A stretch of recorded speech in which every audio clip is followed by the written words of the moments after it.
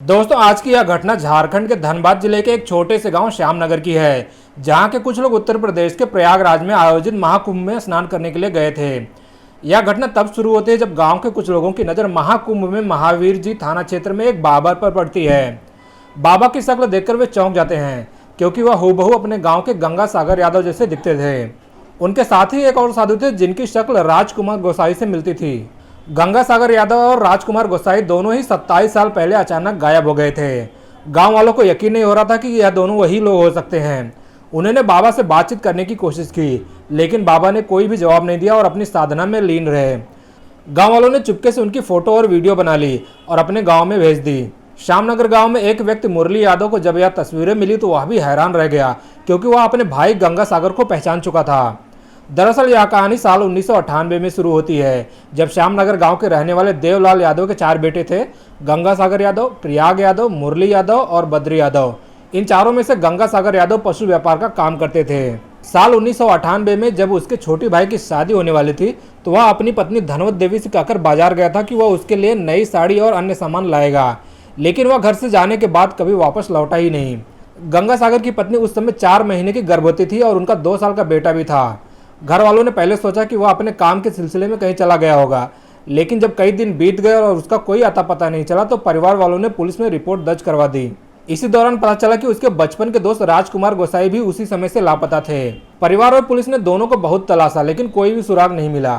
कुछ समय बाद खबर आई कि बिहार की राजधानी पटना में एक बस दुर्घटना हुई थी, जिसमें गंगा सागर यादव की मौत हो गई थी। यह खबर सुनकर परिवार ने मान लिया कि गंगा सागर अब इस दुनिया में नहीं रहे। लेकिन 27 साल बाद प्रयागराज के महाकुंभ में जब गांव वालों ने साधु के रूप में उन्हें देखा, तो पूरा गांव सकते में आ गया। गांव वालों ने यह बात मुरली यादव को बताई और फिर इसकी चर्चा पूरे गांव में होने लगी। अब परिवार यह जानने के लिए बेताब था कि आखिर गंगा सागर यादव और राजकुमार गोसाई इतने सालों से कहाँ थे और उन्होंने घर क्यों नहीं लौटने का फैसला किया। इस घटना के बाद परिवार के कुछ लोग प्रयागराज पहुंचे और उन्होंने उन दोनों साधुओं से मिलने की कोशिश की। अब सवाल यह था कि क्या वे अपने परिवार को पहचानेंगे, और अगर हाँ, तो उन्होंने इतने सालों तक घर से दूर रहने का फैसला क्यों किया। समय बीतता गया, लेकिन धनवंती देवी ने कभी भी हार नहीं मानी थी। उन्होंने हमेशा अपनी मांग का सिंदूर बनाए रखा और अपने पति के लौटने की आस नहीं छोड़ी। हालांकि गांव वालों ने मान लिया था कि गंगा सागर यादव अब इस दुनिया में नहीं रहे। जब 26 जनवरी 2025 को धनवंती देवी और उनका परिवार महाकुंभ पहुंचे, तो उन्होंने अघोरी बाबा को देखते ही पहचान लिया। धनवंती देवी फूट फूट कर रोने लगी और अपने पति से लिपट गई। उन्होंने बाबा से कहा, तुम भूल रहे हो, तुम मेरे पति। बेटों को भी अब कोई संदेह नहीं था। एक पत्नी अपने पति को कभी नहीं भूल सकती, और माँ बाप से बिछड़े बच्चे भी अपने पिता को पहचान नहीं लेते हैं। अघोरी बाबा ने पहले तो इन बातों को नकारने की कोशिश की, लेकिन जैसे उन्होंने भीड़ को बढ़ते हुए देखा तो वे असहज होने लगे।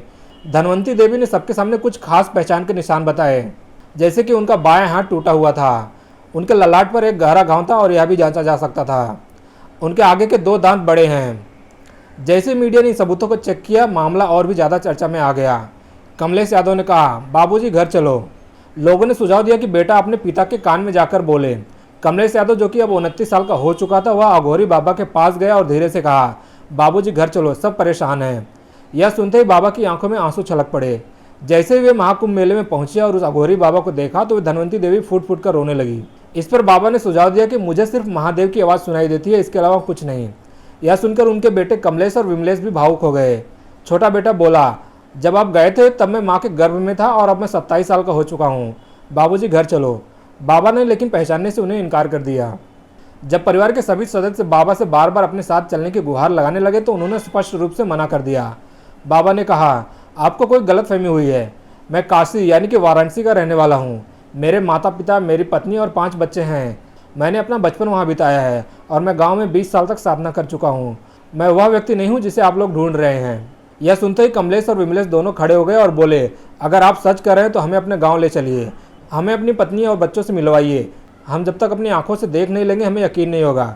जैसे ही परिवार बाबा को अपने गाँव चलने के लिए कह रहा था, अचानक एक महिला वहाँ पहुँची जिसे कोई नहीं जानता था। वह जोर से बोली, तुम मेरे पति को परेशान नहीं कर सकते। परिवार वालों ने पूछा कि तुम कौन हो, तो उस महिला ने जवाब दिया, मैं इनकी दूसरी पत्नी हूँ। फिर उसने गुस्से में कहा, अगर तुम लोगों ने मेरे पति को परेशान करने की कोशिश की तो मैं तुम सभी की जान ले लूँगी। इसके बाद वह पत्थर फेंकने लगे, जिससे वहाँ हड़कंप मच गया। देखते ही देखते मामला पुलिस तक पहुँच गया और भीड़ इकट्ठा हो गई। जैसे ही मामला तूल पकड़ने लगा तो मीडिया भी वहाँ पहुँच गई।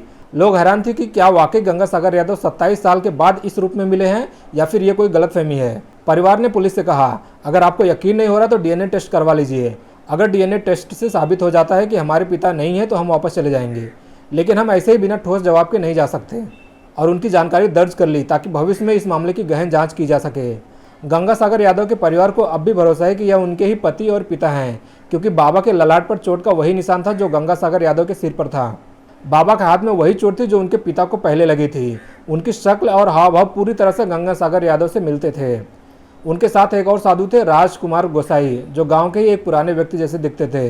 अब यह मामला पुलिस और प्रशासन की जांच के अधीन है। क्या बाबा सच में काशी के कोई साधु हैं या फिर वह गंगासागर यादव ही हैं जो 27 साल पहले अपने परिवार को छोड़कर कहीं चले गए थे। क्या धनवंती देवी का 27 साल का इंतजार रंग लाएगा। क्या परिवार को उनका खोया हुआ मुखिया वापस मिलेगा। इस अनोखी और रहस्यमय घटना से अब तक कोई ठोस नतीजा नहीं निकला है, लेकिन डीएनए टेस्ट के बाद सब कुछ साफ हो जाएगा।